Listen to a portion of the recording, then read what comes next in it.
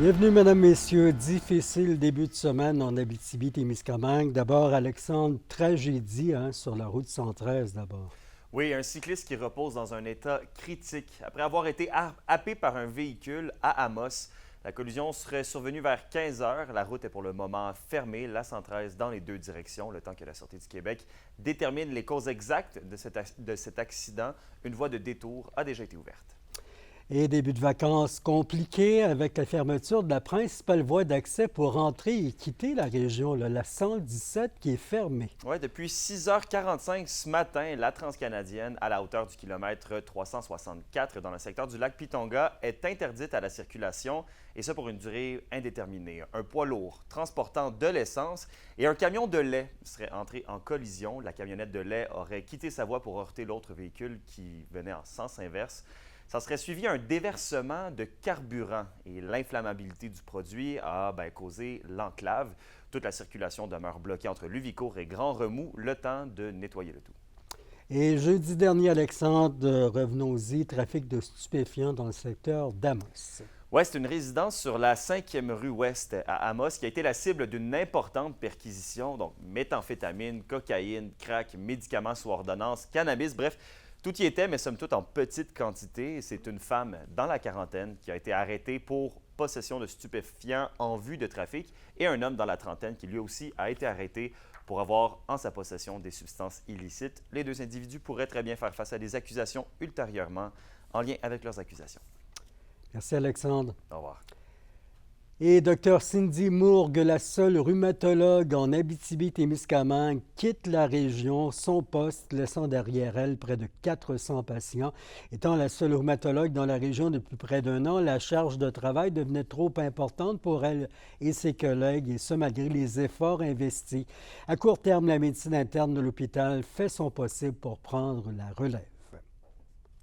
Des patients ont perdu de vue. Nous, on faisait des relances papier aussi. C'est pas sur l'ordinateur. Donc, des fois, les feuilles peuvent se perdre. C'est quand même rare que la feuille complète se perde parce qu'on a toute notre journée. Mais des fois, comme ça reste humain, là, la saisie, des fois, il y a des patients qui sont pas rentrés et du coup, la relance se fait pas. Et les patients, ils peuvent rester sans voir le médecin un petit moment. Le complexe minier à Nico Eagle développe un tout nouvel équipement à l'avant-garde du développement minier, un microscope qui augmente les capacités d'exploration minière. Le projet encouragé par Québec dépasse les 346 000 $. Alexis Dumont. Voici l'un des plus récents équipements mis en place chez Anico Eagle. Un nouveau microscope optique qui permet déjà des avancées en matière d'exploration minière. Il y a souvent une donnée qui est un petit peu plus manquante ou partielle, c'est la donnée sur le minerai. Et donc, grâce à ce microscope-là, on va pouvoir avoir un peu plus de données sur le minerai, sur la matière qu'on traite, de la donnée qui va arriver régulièrement, tous les jours, toutes les semaines, avec cette facilité, cette vitesse que le microscope optique apporte. Rémi Muller fait partie de ceux qui ont travaillé sur le perfectionnement du concept de microscope optique.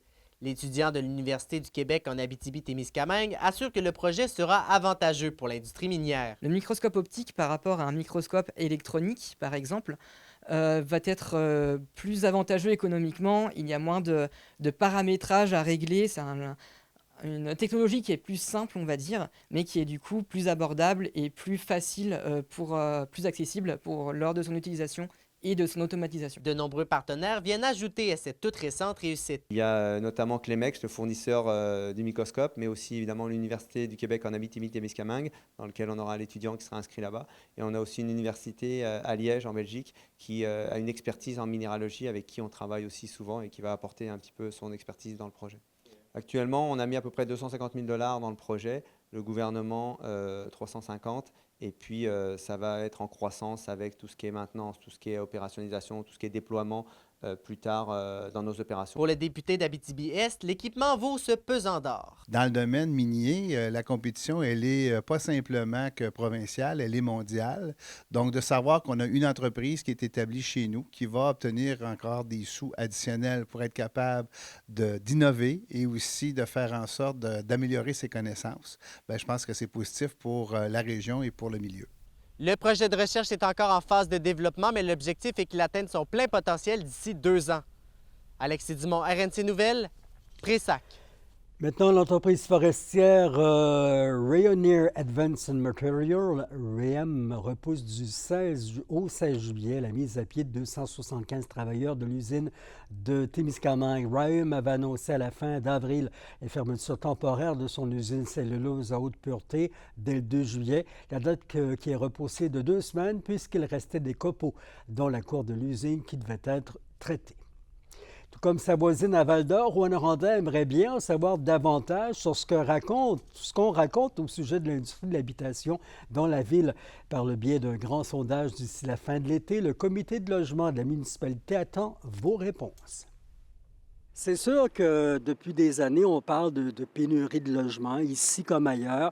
Sauf qu'à la ville, bon, j'imagine que vous avez décidé de savoir vraiment, d'avoir vraiment les vraies données de ce qui a trait au logement.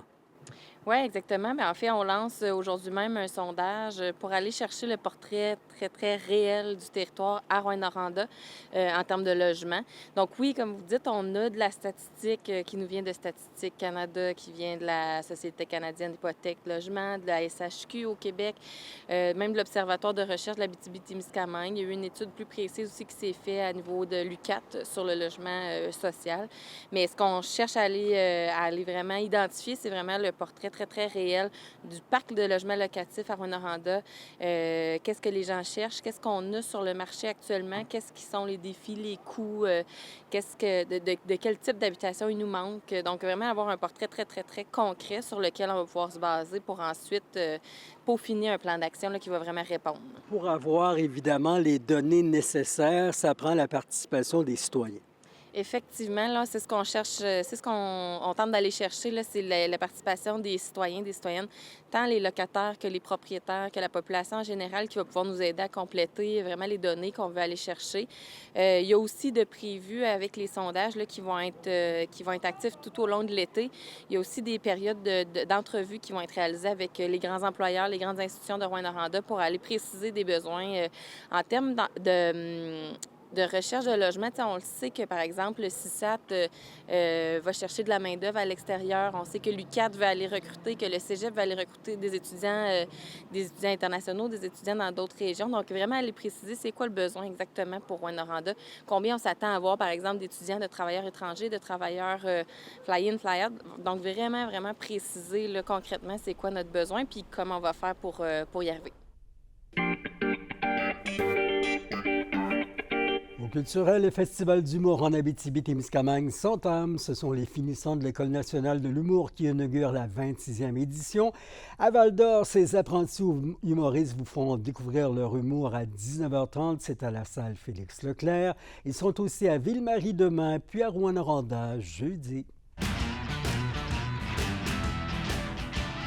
Le hockey, 3 joueurs de l'édition 2023-2024 des Huskies à Rouyn-Noranda ont reçu en fin de semaine une invitation bien spéciale. Ils sont invités au camp de développement de la LNH. Le défenseur François-James Buteau pour les Canadiens de Montréal. Benjamin Brunel, lui, à défaut de ne pas avoir été repêché samedi, a été invité au camp des Canucks à Vancouver.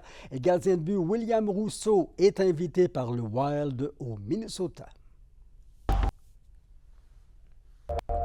Milieu de semaine pluvieux à venir avec les nuages qui s'installent ce soir et la nuit qui vient, 15 comme minimum. Demain, pas moins de 15 mm d'eau à recevoir, maximum à 24. Mais le soleil, vous allez le voir, il apparaît en revenant jeudi et un mercure de 23 à 26 degrés. C'est complet pour ce soir, pour ce bulletin d'actualité. Ou au matin, si vous nous réécoutez. Prudence et patience dans tous vos déplacements aussi. Surveillez Québec 511 pour en savoir plus long sur votre route. Bonne soirée.